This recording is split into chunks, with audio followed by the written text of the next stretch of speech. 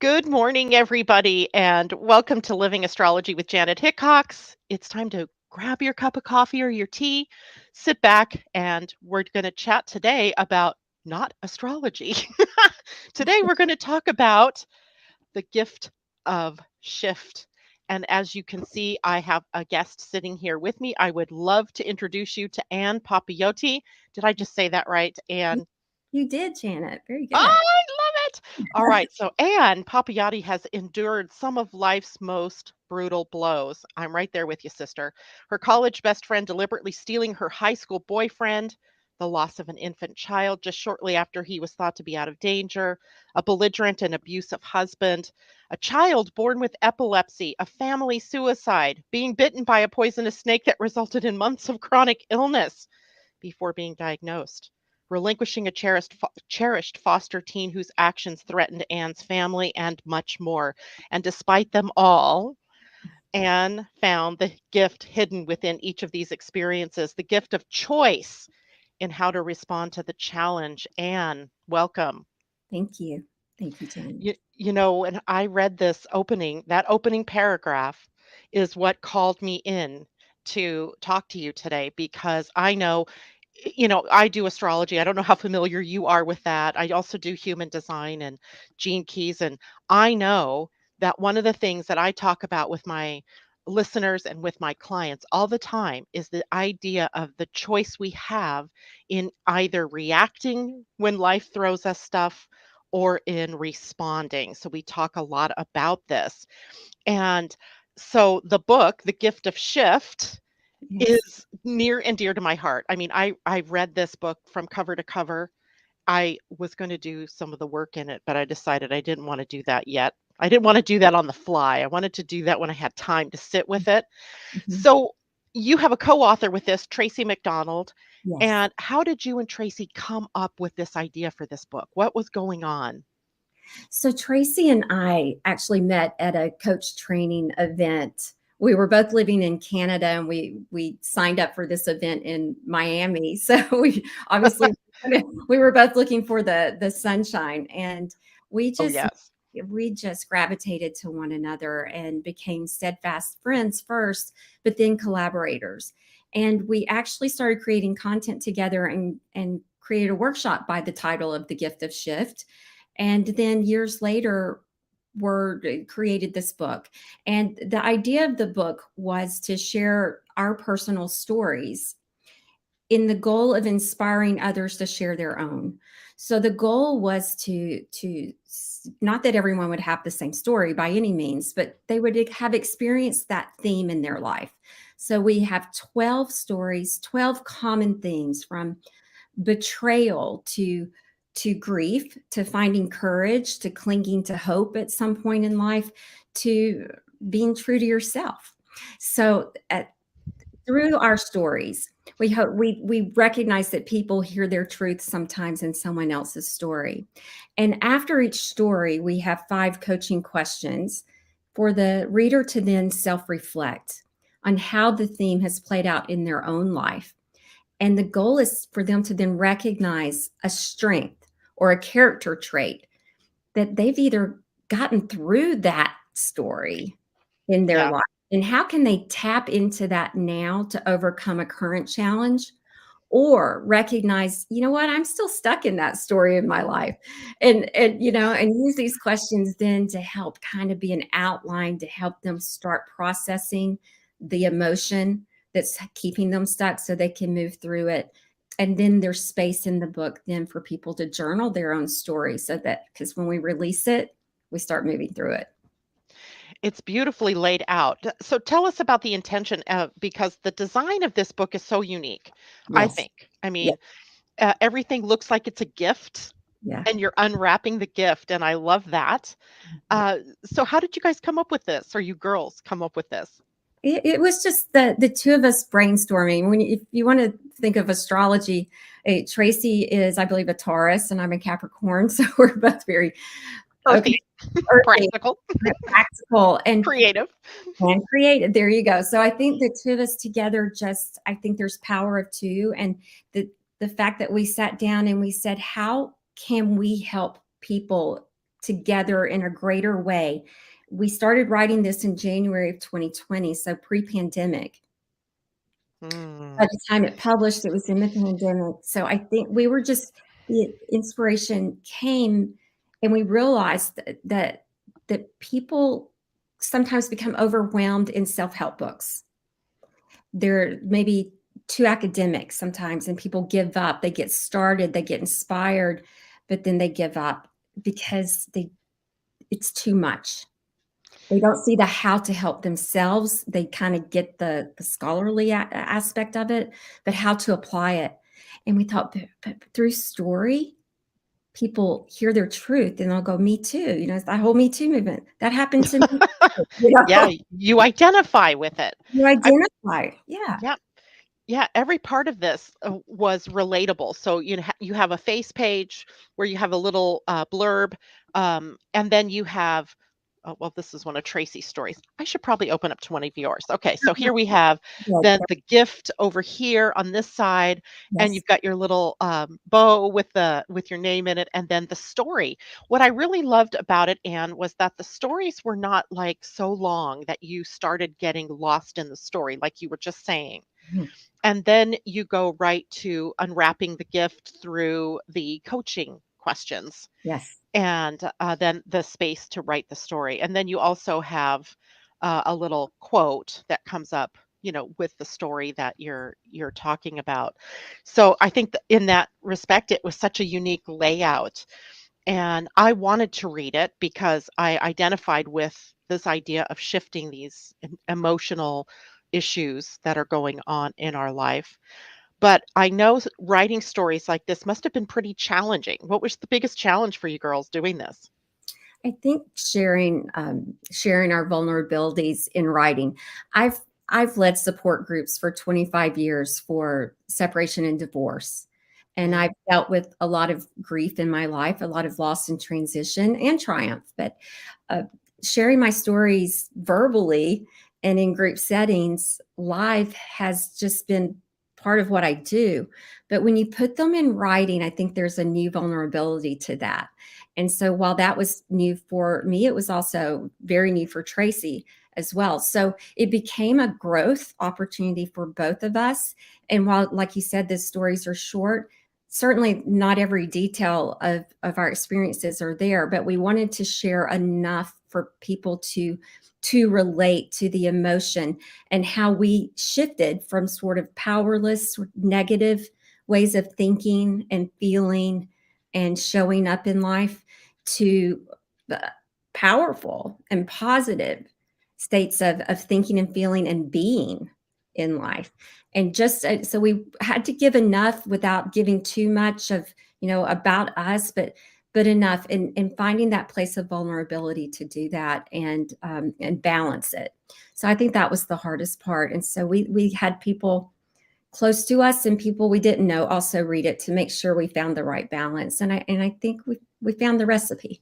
I think you really did because I got enough out of the story that I didn't necessarily have to have more. I mean, for example, the story of your divorce, the abusive husband, and I mean, there was so much more there. I could just tell in the way that you're telling the story. I mean, you don't come to it just, in that moment, Yeah. but you gave enough for us to get the picture that this was an ongoing problem, and today was the day when you Yes, were going to stop that. You were going to shift this, that's right. and we're going to give you a moment in a little bit to talk more about that, because this is the story about grit, right?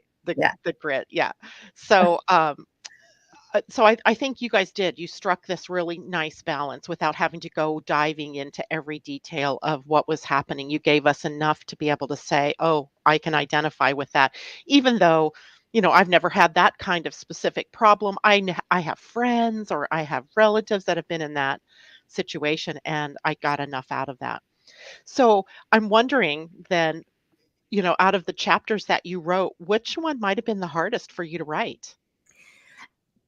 That's an interesting question because I think a lot of people would assume that it was The Gift of Charlie Brown, which is the one about losing my child. But it wasn't because I love speaking of him and I love to remember him and to share him. And because my life's work is helping people really through grief, loss of any kind. Mhm. That his story is beautiful to me because I went from the bottom and the depths of the depth to such a wonderful place of finding meaning and purpose in his life, that I found joy in and a meaning and for his short little life lived, that it's a beautiful story. So really the hardest one, Janet, was the gift of Jomo, the joy of missing out. By the time I got to writing that one, the pandemic had hit. And Mm. everyone was going through a sense of loss at the same time on some level. And to see the world experiencing, the same storm at the same time, I was struggling. I knew I needed to write something about that. And Tracy asked me a simple question that reminded me. She said, "Remember, you used to tell me about what you went through when you gave up your career." She said, "Write about that." I went, "Oh, yeah. Okay, that was a FOMO JOMO moment." And I can relate that back to what we're all going through with the pandemic. And and so I did. So that one was just the hardest for me to sort of get out and really recognize, what am I feeling? And I think a lot of people do that. Am I experiencing joy with this? Yay, I get to stay home. Or That is would it, be me. Yay! or I have to stay home. I'm stuck at home. And I think we went through that. I'm just typing out to my listeners right now what JOMO and FOMO mean because Yes. I looked at those and I went, what the heck does that mean? And I Oh, couldn't wait to finally I found it. So yes, FOMO, the fear of missing out, yes, and JOMO, the joy of missing out. yes, yes, yes. And And I totally can relate to that story, even though I mean I had a moment like that in my own life where my youngest daughter had attempted suicide. And I thought, is it worth it anymore to stay as a career person? Or is it time for me to really come home and be with the kids? I had four kids. She was the second oldest. And I had two younger kids watching, what's going on here. And there was that fear of what was that guy going to be missing out? First of all, a paycheck, right? yes. There's Oh, that yeah. part. And the adult time, the feeling uh professional, or having my own thing to go to and to do. So there was a lot of fear there. But on Yes. the other hand, the whole joyful moment there was, then I'm here for every moment of my kids' lives, except when they were at school. But even then I could participate in school, and I think you even bring that up in that story. That's right. That's right. And it ends up being, it truly is a mindset and it's choice, as you were saying at the beginning of the show. It's the power of choice. That's Mm, the greatest gift we have. And it's when we can choose the perspective that's most empowering and positive for us so that we can experience life in the best way. yeah, absolutely. There was a story, one of the first stories, and I'm not sure if it was yours or Tracy's, about betrayal. Was that your story? That's my story, yes. So, I mean, betrayal, that is a huge thing that I'm sure every one of the listeners have probably experienced in their life in some way. Yes. Tell me about that story and how shifting your perspective helped with that. Absolutely. I do think everyone in life has experienced betrayal on some level from someone or something. And betrayal is one of the most hurtful human experiences because it turns our life upside down. Mm, Everything we thought we knew is now obliterated. And when we lose trust, it's very, very difficult to rebuild. It's always kind of rebuilt on sand with everyone else after a loss of trust. And yeah. so it affects future relationships, and self-trust is gone because you don't know who to trust. You don't trust yourself in who to trust. So it's a very kind of domino effect after you've experienced betrayal. In my situation, it was my best friend at university, and it was a very kind of manipulative uh, betrayal. The betrayal happened in other ways before it was to go after the love of my life at the time, right? And so even though he and I had broken up, she knew my heart. He and I broke up with the hopes of coming back together. And it was one thing, one thing, one thing, and then after him. And so I would have given her anything, possibly even him. I don't know. But If she'd only asked. if she'd only but it wasn't about him. It seemed to be a deliberate, step by step to kind of hurt me. So when I look back at it, and I had people telling me she's really not your friend, but I defended her. I was very loyal, and I was a good friend. But then after that, I doubted myself. So the lesson in the story was that I had to learn that what anybody else says or does is about them. It's not about you, but I made it about me. So Mm. the betrayal, what happened, happened, but I allowed it to continue to happen. I allowed the trauma to continue for a long, long time because I started self betraying. I lost myself. I lost, the two most important people to me, my closest friends, and I lost them to one another. And that hurt. But I'm the one who continued the hurt, keeping the wound open by self betraying, overeating, over drinking, underperforming, underachieving. And as a Capricorn, that was Mm. that was losing myself. That was losing my true nature and denying myself. And truly not showing up for life. And so by doing so, I hid from life. I hid. It was like Eve behind the fig leaf. I was just hiding from Yeah. my true self. And by doing so, I self-sabotaged and created the pain and the trauma to keep going. I had to finally rise up and say, that's not about, it wasn't me. It's not that I wasn't a good enough friend, or not that I wasn't loyal, or that I did something. I did not cause this. I did not do this. And I had to start believing in myself again, and stop hiding behind masks, because I started achieving again. I started moving forward in life, but those were masks. And eventually, Yep. eventually I had to learn the ultimate lesson was, that it wasn't about me at all. And is this the story with the Band-Aid, right? Where you're Yes. talking about that you needed a Band-Aid so Mhm. that that it would allow the wound to heal, Yes. or to come to a scar. Tell me, because Yes. you make a really interesting connection with that concept.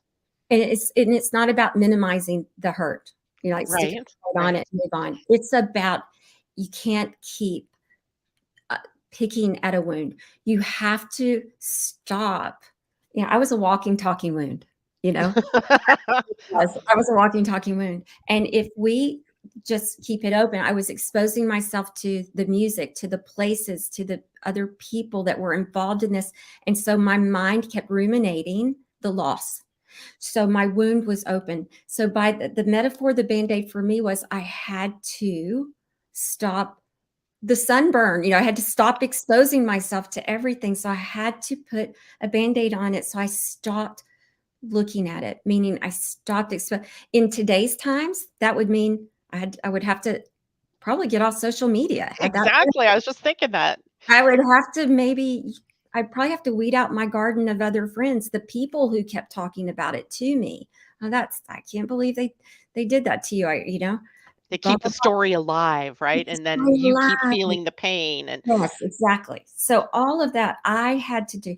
I ended up changing universities. I kind of, I had to change environments. I had to change. And when I did that, I had to start focusing on self-care. I remember aerobics were big back then. You and I were singing on the phone earlier. I started, doing aerobics, and I started doing things. I changed up my life a bit to foster healing. And that meant, so the Band-Aid meant I wasn't looking at it. I wasn't picking at it. I wasn't allowing salt to be poured on it from external sources. And so at the end of the day, we have to cooperate with healing. Time helps, but you have to cooperate with time. you have to cooperate with time. Time Yeah. heals all wounds. We have a lot of little things that we say that kind of Mhm. tell us that things need time. And in a way, I mean, a lot of times we think about band-aids as not a good thing, right? To cover up something as opposed to exposing it to the air and so forth. But I got the metaphor in this case that, if you kept it open, you were, it's like when you get a cut in the kitchen. Like I'm real good at cutting my fingers when I'm cutting up something. And Yes. then it seems like every time you turn around, you're hitting that cut, you're getting salt in that cut, or Yeah.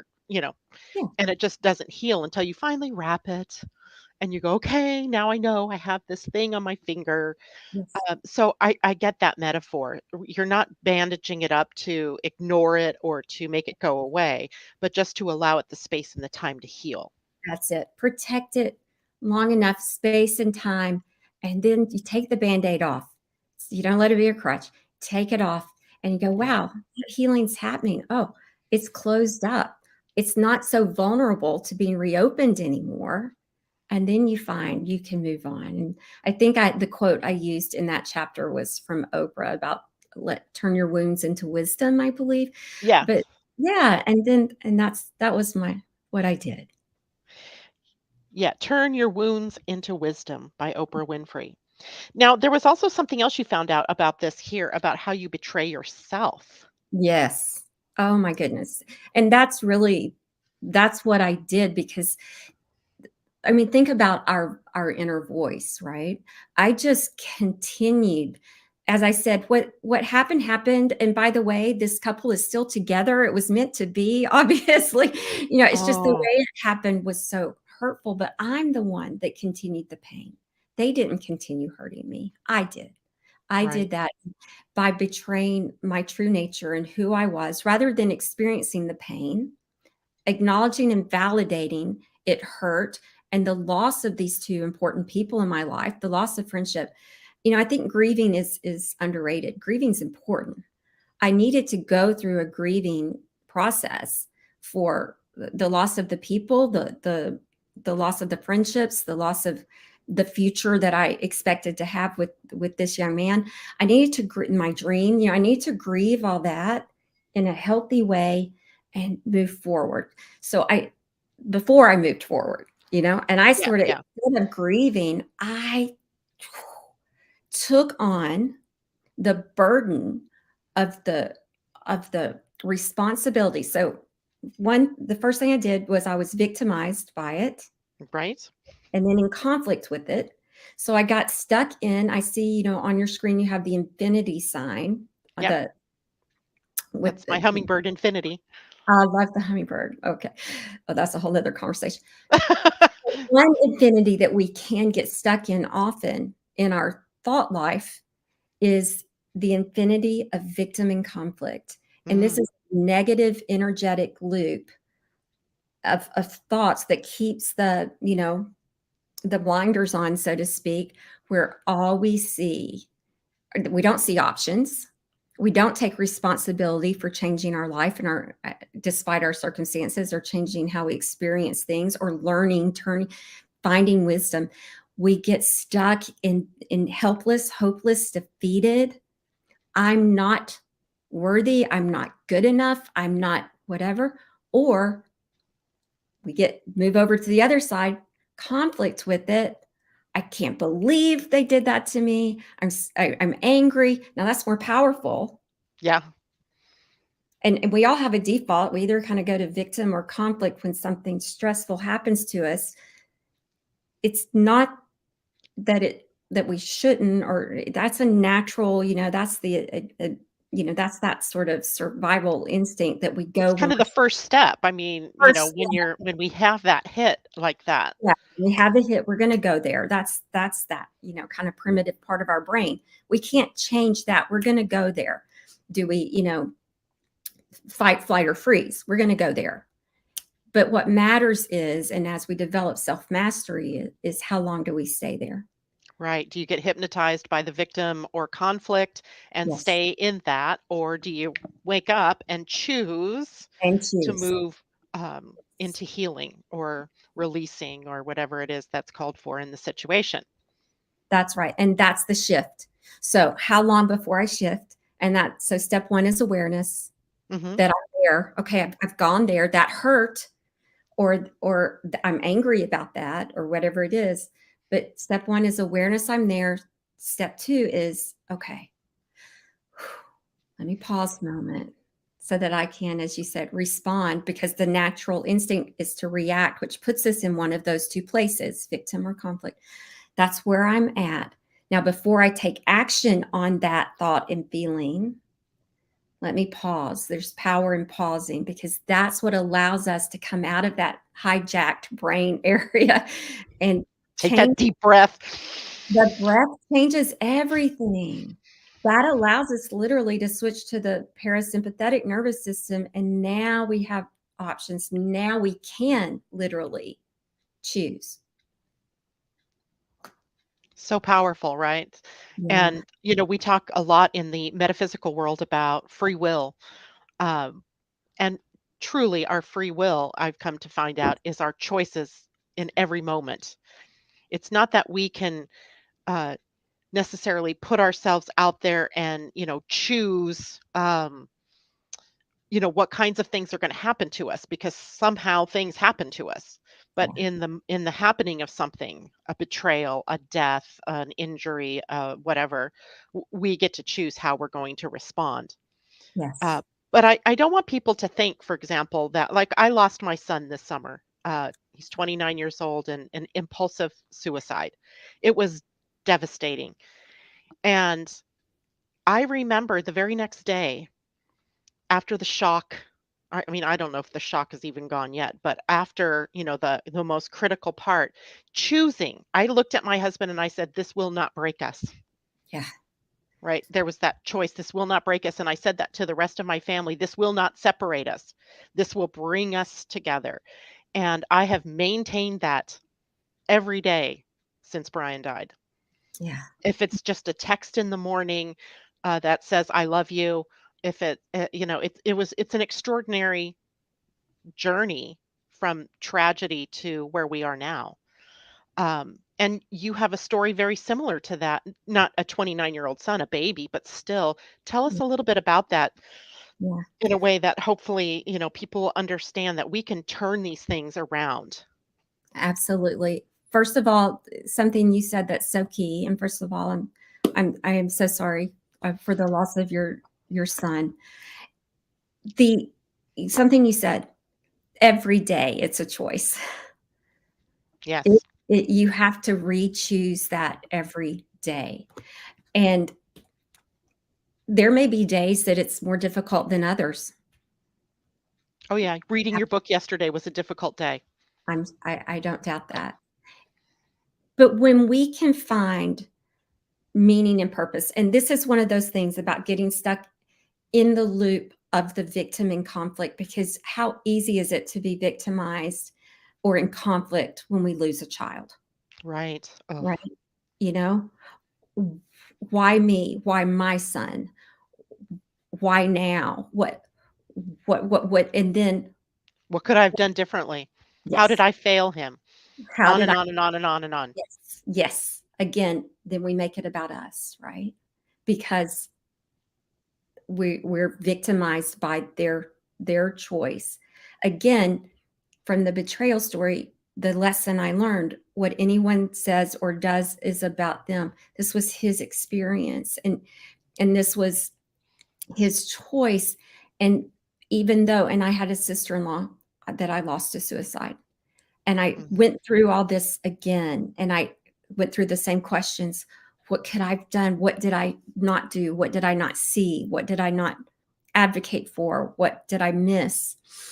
And what will we have to move through that grieving process? This is part of it. That's the bargaining, you If know? only I had called him one more time. If I mean, Yes.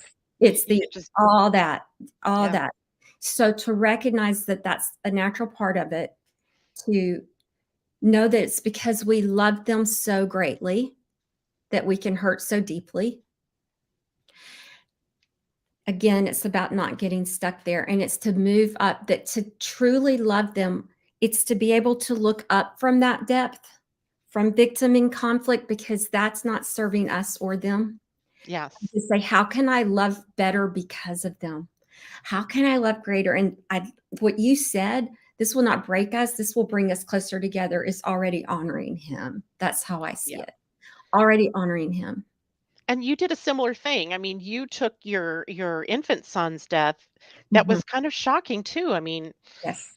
uh, I also my older son was a neonatal baby. I mean, he was 6 weeks early Yes. and was in that whole situation. So again, my heart was like connected with you there. That whole, beautiful sort of relationship that you build with the nurses and the doctors in that um, department, and Mhm. then your next experience with the surgeon that was going to, fix the problem, and how cold and unfeeling that Yes. was.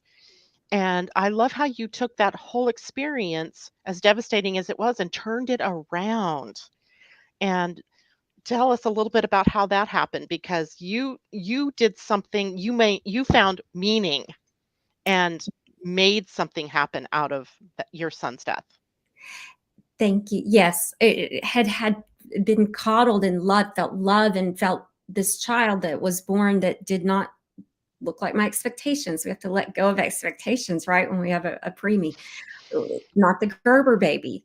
This child had no fat on him. He looked like, just a larger Ken doll, so to speak, Yeah. and I was not what I expected. And I learned a lot. But these nurses in the NICU and the neonatologists who were just their words and their loving language and just how they treated him was so normal that I felt he was normal. And the things he overcame in his short life that he wasn't expected to, no head bleed, no, every he was growing, he was doing everything was going well until it wasn't. And when they transported him to a different hospital for surgery because he had developed intestinal complications, I was expecting the same. And that's not what I encountered. It was just a bigger hospital, a lot going on, and alarms, and a shift change for the nurses. And the nurse setting him up was, mad that she had to prep another baby. And so it started like this. And then the surgeon was, and I'm told there's no better surgeon. Nobody would have chosen a better surgeon to do the surgery. But unfortunately, the outcome was that he my child would not survive. But the way he told us lacked compassion, lacked lacked any connection. Lacked humanity, if you ask me. I mean, Lacked humanity, right? Exactly. So that was like a second devastation to the words that my son was not going to survive. And but what happened after that was, and this is part of that, when we're willing to look up, think about it, if you look down at your feet, your vision is very limited. But if you just look up, your periphery is much larger. right. And what happened was, one of the very caring neonatologists who worked at both hospitals and had overseen the care of our son asked me if I'd be willing to come and speak to a group of resident intern pediatricians. And I like, oh, how can I do that? I don't know. Who But am I to be able to speak to them? yes, yeah, who am I? Yeah, all of that stuff. And about my son's experience. And there was no bedside manner being taught, at least at the time. Hmm. And she wanted me to speak about the experience of how we were addressed. And I thought, oh, but also just to share the good, the bad, and the ugly, right? Right. And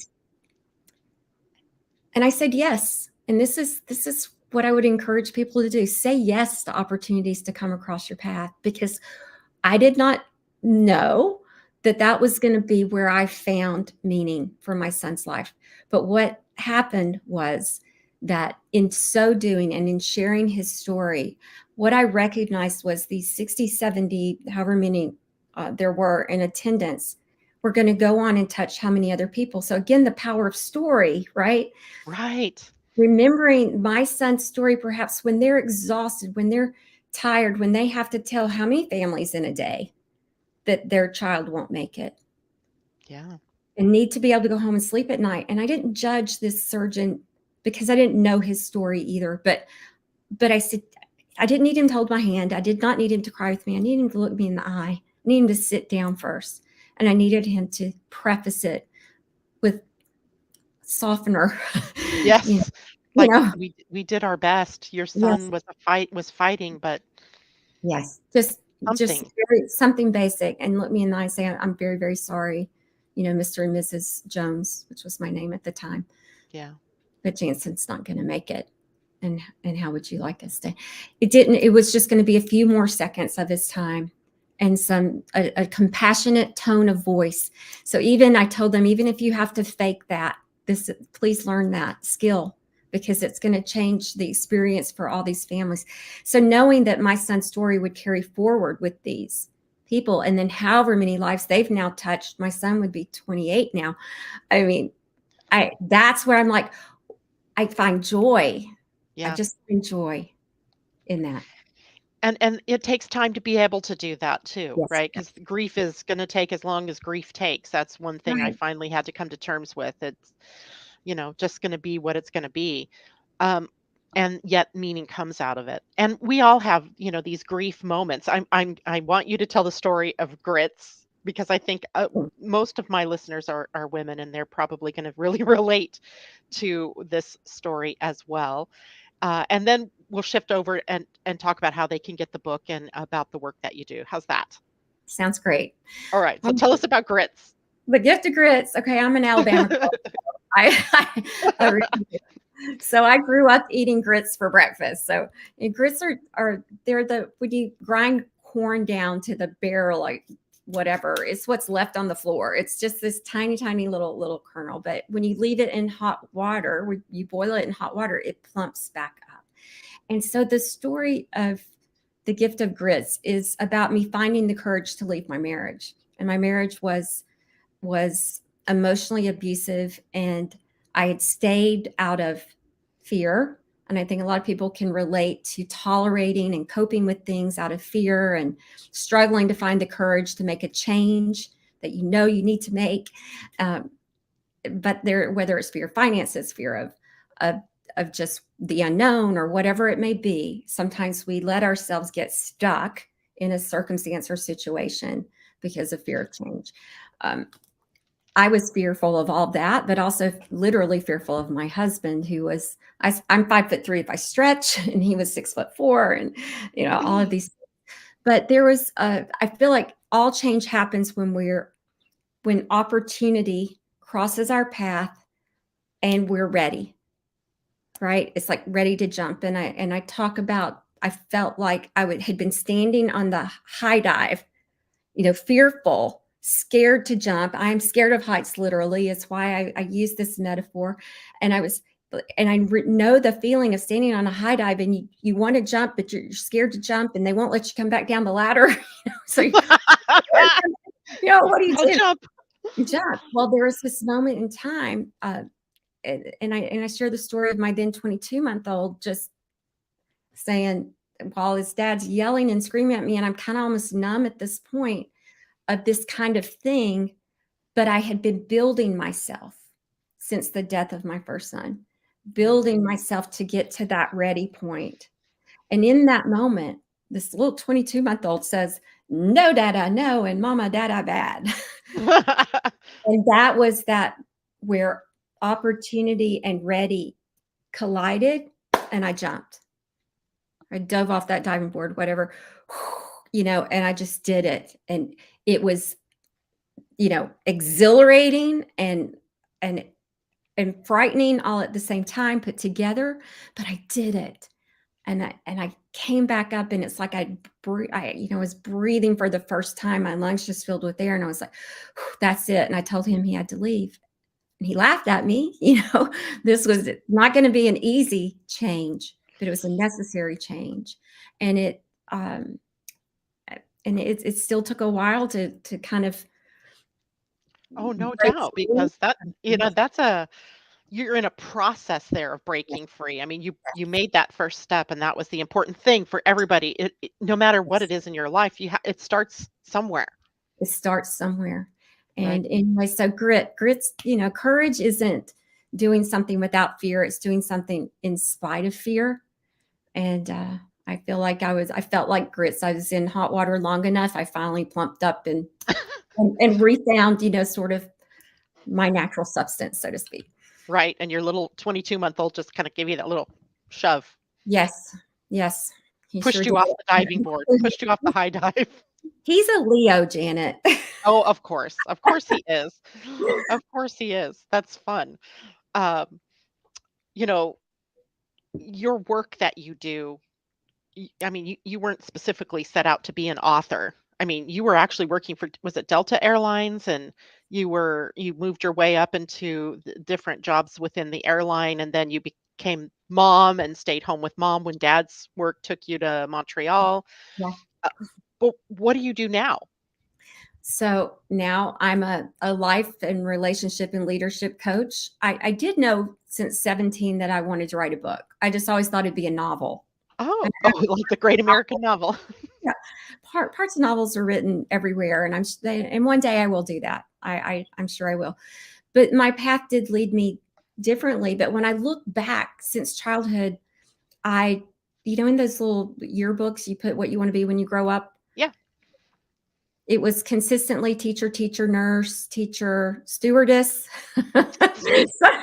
Don't know how I knew what one was. I didn't fly until I was well in my 20s. All these different things. But I also was always known as a good listener. That's in my high school yearbook. Somebody wrote that. And so they give out those awards or Yes. whatever. I would have been, Most likely to succeed, most likely to, yeah. most likely. I was the best listener.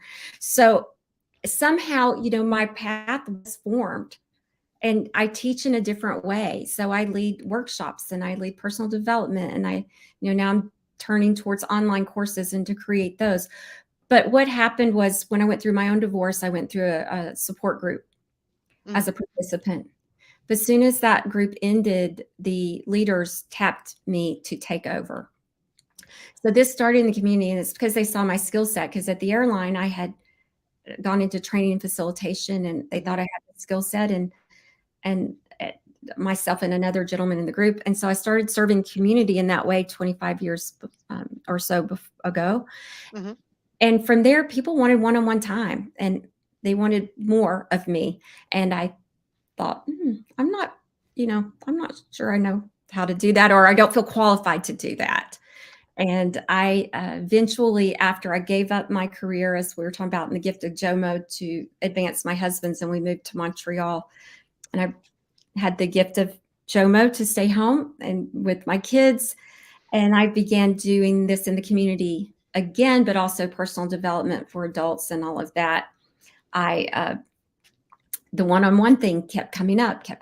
People, I was meeting people for lunch and coffee. And eventually I said, okay, how can I feel qualified? How can I do certified? So I looked at psychology, coaching was a thing. So I went and got my fitness certification. So I had to call it. I just still can't. Okay, I don't know. So I had a midlife awakening, did that 4 years after the fitness thing. I said, okay, let me do this. So I went and got coaching certified, and I've been doing this the last 7 years or so officially, but I realized I've been doing it my whole life. Right, right. And even so, that I run into this all the time too, because I knew when I was a kid I was going to be a teacher. And then I look at the things I do now and I'm like, I am a teacher. I'm That's not teaching it. in the way that I thought I was going to be. I was going to teach fourth grade. I mean, that was my preferred age group. So I'm not teaching fourth grade, but you find that the things that you always loved that were near and dear to your heart are the things that you're doing, but maybe just in a little bit different way. That's why I said when you were cheerleading me before, that skill sets are there. They're there. Absolutely. Right. We don't really lose anything. It's still there. Our hearts were so wide open at that point in our lives. That's right. So I just remembered something else that I had wanted to talk to you about, and now I can't remember which one it was in, which story it was in, but it was about the I am. Oh, yes. That's the last story, The Gift of Beautiful. So it's about Yeah, being beautiful. Beautiful. beautiful. That is about my current husband. Second husband, last husband. Let's just put that out there. Greek, right? He's the Greek one, right? That's the Greek one. Yes. So this is about being true to yourself, but you got to know who you are to be true to you, right? Yes. And if I'd been known who I was, really been clear on that back in my university days, maybe it'd been easier to be true to me and not betray myself. But what I found was in my second marriage, I was very specific. Here I was a single mom.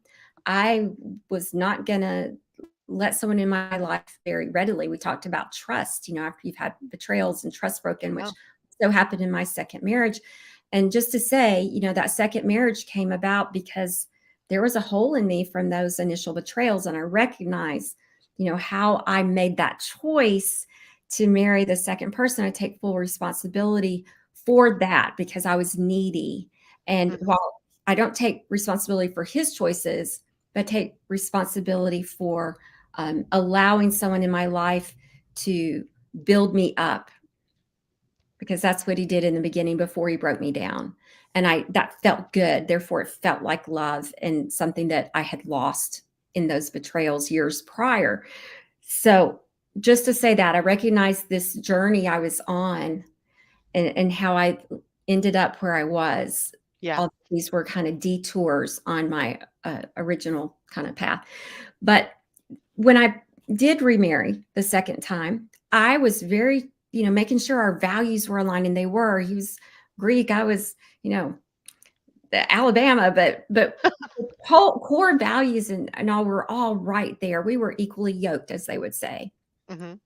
But in our marriage, I realized there was a value that was missing, which was on time, which you and I laughed about earlier.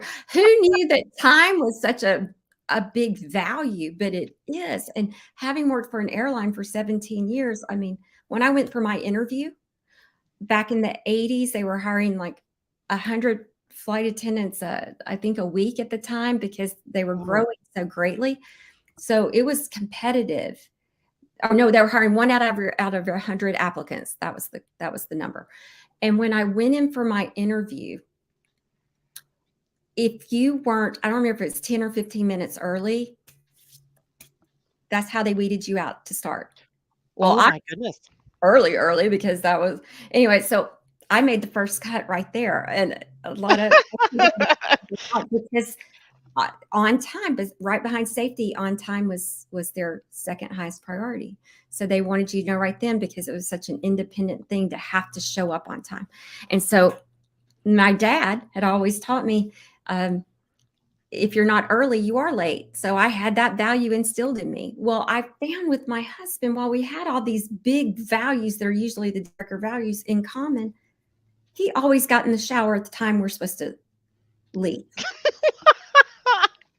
Still does, Janet. Okay, but we were at a wedding, and what I found myself, I was letting these things build up and create a barrier in our relationship. Yeah. This, and this is what happens. And I do work with a lot of. I said I'm a relationship coach, so I work with a lot of conflicts. Sometimes it's grieving the loss, but sometimes people are trying to save their relationship. And what I see are a lot of the little things that build up and create mountains or great chasms in relationships. Sometimes it's these kind of things, right? And Yeah. so we were at a wedding, and dang it, he's taking a nap and he's setting the clock to get up. And I'm like, we need to leave before that. And he's like, and I find myself like pacing like a lioness in a cage, like, and letting myself get frustrated, my energy dropping into that do loop, either victimized by his choice to be Mediterranean, we show up whenever we show up, or Right, and right. let me feel Totally. exactly. So at this particular time, I just let him sleep. And I got on the hotel van and I went on to the wedding on time, and he shows up at the reception looking like the groom left at the altar. And he was like, but we both learned a lesson from that. I learned to stay in peace. I have to be true to me. I have to know who I am and be true to me. He's learned since to step it up a bit, for things that are important and things that are important for me.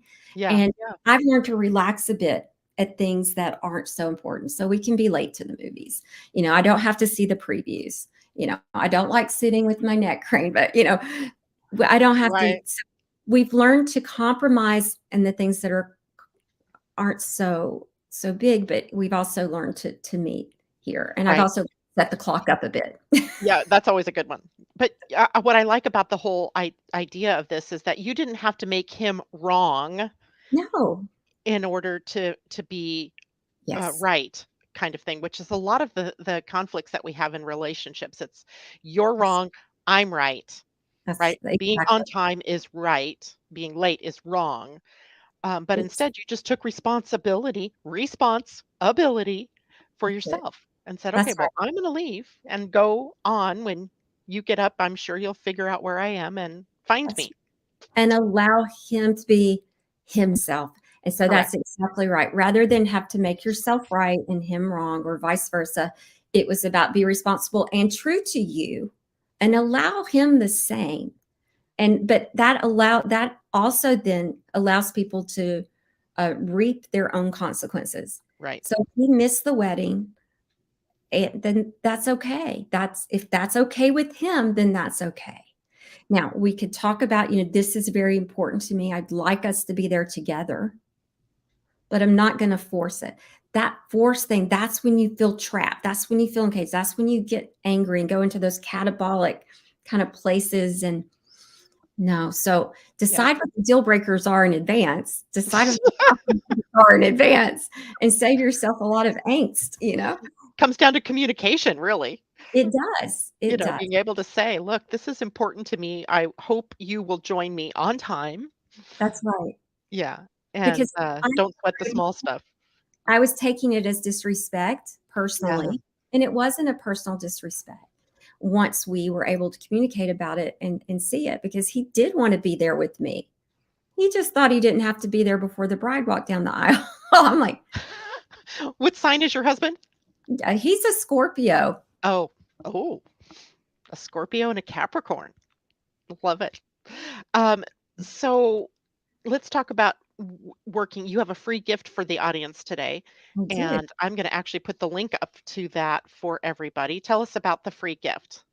So it's a mini course, and I call it Soul CPR because what I find is when we kind of lose ourselves in our circumstances, whatever it may be, that we need to revive our life a little bit. And the CPR acronym is connect the dots. You kind of have to look back. I think if we'll kind of align with our truth, we have to kind of look back and see how we ended up where we're at.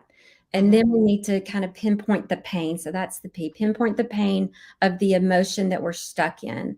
Because managing emotions and really learning that is true self mastery. So, what emotion are we stuck in that maybe whatever happened, those detours that happened in life that got us to where we're at? What's the pain? And then recover the truth of who we are. That's the knowing who we are that I'm talking about in the gift of beautiful. Know who you are. Where have you given up? Where did you maybe give yourself away or relinquish your truth?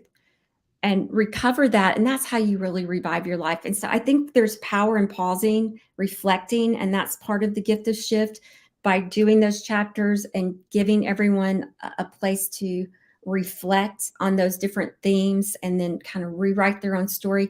It gives you that chance to reflect. So the Soul CPR mini course is that as well. You're going to kind of life map a little bit, kind of get in touch with some emotion that might be stuck and then get back in touch with who you are so you can move forward in a different way. Right. And because this is going to be a podcast at some point here later today, I'm going to read the website for the free gift, and that is